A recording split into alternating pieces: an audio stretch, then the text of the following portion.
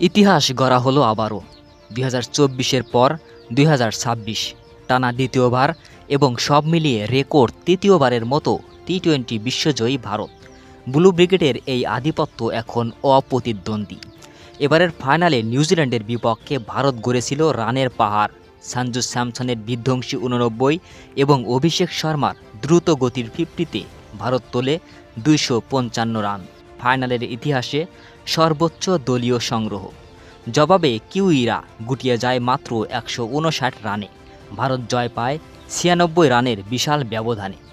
২০০৭ সালে MS ধোনির নেতৃত্বে সেই শুরু। এরপর ১৭ বছরের অপেক্ষা শেষে ২০২৪-এ রোহিত শর্মার হাত ধরে অপরাজিত চ্যাম্পিয়ন।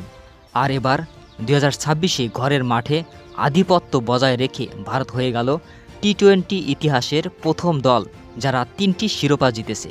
ইংল্যান্ড ও ওয়েস্ট ইন্ডিজকে ছাড়িয়ে ভারত এখন অনন্য উচ্চতায়। ভারতের এই সাফল্যের কারিগর জাসপ্রীত বুমরাহ।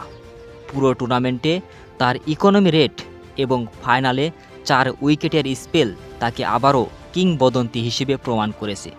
সাথে অক্ষর প্যাটেলের অলরাউন্ড পারফরম্যান্স এবং তরুণদের আগ্রাসন ভারতকে করেছে অপরাজেয়। ক্রিকেট বিশ্ব এখন দেখছে টিম ইন্ডিয়ার স্বর্ণযুগ।